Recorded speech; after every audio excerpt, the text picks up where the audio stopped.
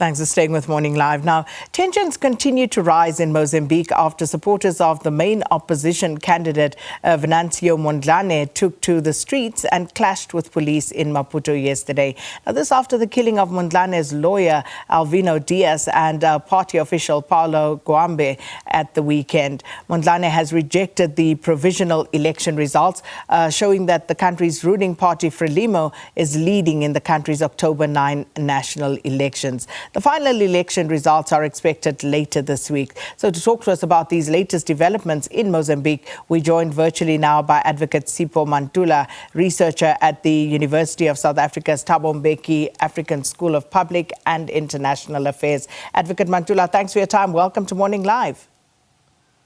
Good morning, my sister, and Jumbo Africa to our viewers, particularly those in Mozambique, Cabo Delgado, Matola, and all those places that are affected by what we'll call post-violence syndrome. But we are in the election dispute stage. You know, whenever you have elections, always anticipate what I call a post-electoral dispute resolution stage, but also anticipate what we call post-election triggers, because the elections by nature are conflict trigger because there's power contestation. And in this instance, it has already, unfortunately, turned deadly with concerning developments in Mozambique, in Maputo, post the elections. The violence, we saw 2 people killed associated to the main challenger. And, you know, all of this, I suppose, as you say, we did anticipate perhaps that there would be some contestation post-election, but the fact that it's turned deadly so quickly, is that something of concern? No, it is, because remember that we have seen the international community coming out very clear yesterday from Addis Ababa, from Washington, also from the EU, but also concerning that where is the voice or the text coming from Harare, from Zimbabwe, where Zimbabwe is chairing the SADC? Where is the text and the content coming from Tanzania? Because President Samia Sulu is heading the Troika. And also, Sakina, you'll ask yourself, what are the reports telling us of the observer mission, particularly the SADC observer mission report, preliminary report, the AU report, but also the signs that we saw in the previous elections. The local government elections were also deadly violent, but it was not covered by the media. So there's been underreporting even on these elections. As you have said earlier, we are only expecting the final result only on Thursday. And that's how you see the tensions will also go up. Because yesterday, being Africa Human Rights Day, there was protest in Mozambique. There was a paralysis of the economy, meaning people didn't go to work. And that's how you see that post-election, you need to deal with this issue of tolerance. You need to deal with the issue of how do you adjudicate electoral disputes. And of course, you know, some people at least asking, questioning also how long it actually takes to declare the final result, given that Mozambique is not that big a country. So the processes in terms of getting to the final determination and the time period that lapses in between obviously lends itself to this sort of post-election disputes and, of course, ultimately violence as we are seeing right now. No, correctly, and I think that's a good question that you are raising, I mean, my dear sister. But remember that the electoral system in many African countries, it lacks what I called the ICT knowledge, information communication technology. Some of them, they lack trust deficit from electorates. And thirdly, you find that in Mozambique, what you find out is this delay that also, as you have said, becomes a conflict trigger. But also you ask yourself, what are the member states in the SADC doing to assist the Electoral Commission to fasten and to can fast track the announcement of the election results? Because the acceptance of the election results gives an indication of a peaceful elections, but a protest raises questions of electoral fraud, ballot stuffing, diaspora vote that came from Zimbabwe, that we have many people from Zimbabwe who voted for the ruling party, Frelimo. You have issues of that in other provinces, people are not able to vote. So those allegations must come out of what I call electoral justice system, that post-elections, independent candidates, Sakina, must go to the courts and prove. And we have seen it in Kenya before. East Africa have shown us that a chief justice can nullify election results and can go for a rerun. Now you ask yourself, in Mozambique, are they not opting for such actions rather than going to the street and have a protest?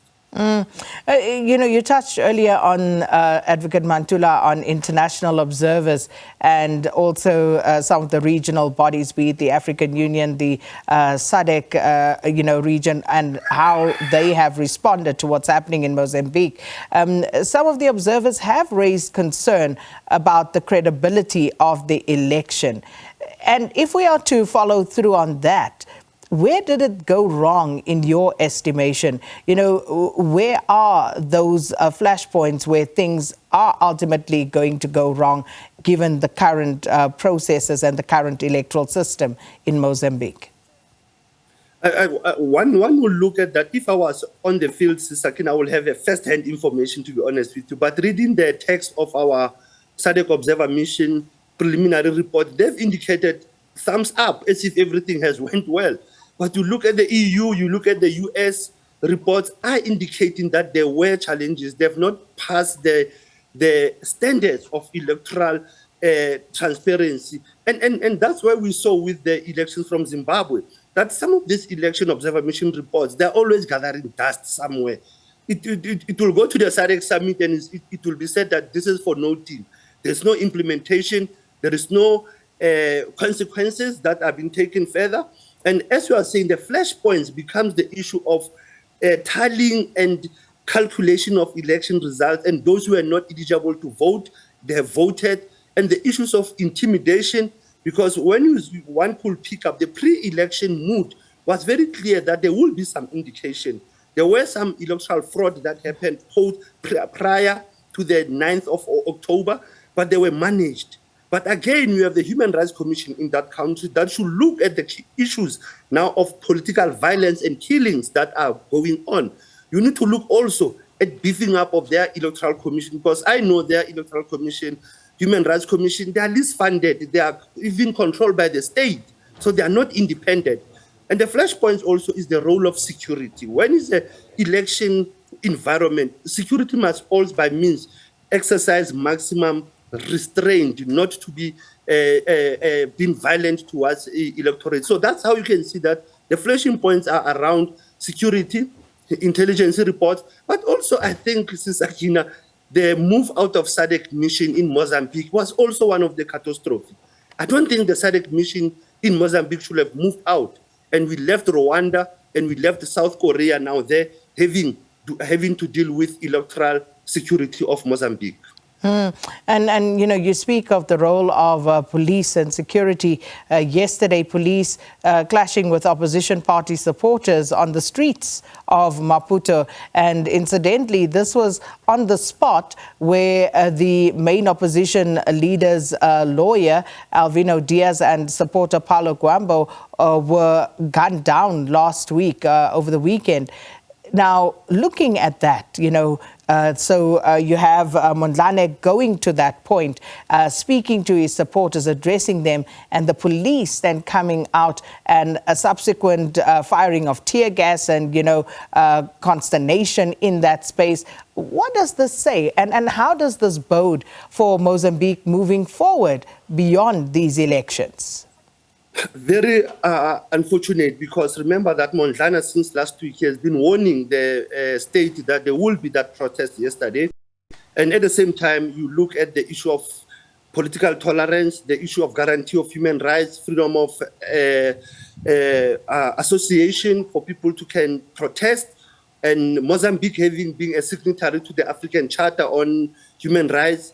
It was important for them to have honored, respected the rights of the other political parties. But what one sees also, it is that lack of human rights culture in the SADC region. Whenever you have elections, we have seen it in many African countries in the SADC, whether Zimbabwe, Malawi, Zambia, South Africa as well. We see a pockets of protest whenever you have elections based on the question of the management. Those who are managing elections, what PLO Lumumba will say, those who are the midwives of the political power, those who allow the transfer of political power, we do find them at the wrong side of the law and becoming what I call the police, brutal force by the police, you find incompetency creeping into our election management body. And like I've been critical, you find the media giving a low coverage. But I was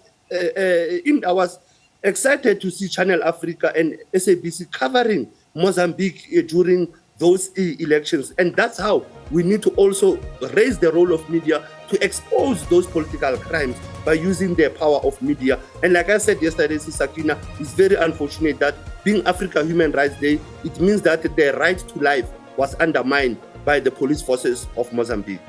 Advocate Sipho Mantula, that's where we have to leave it. Thank you so much for your time this morning. Advocate Sipho Mantula is a researcher at the University of South Africa's Thabo Mbeki African School of Public and International Affairs, and just giving us some analysis on the latest developments in Mozambique post the elections.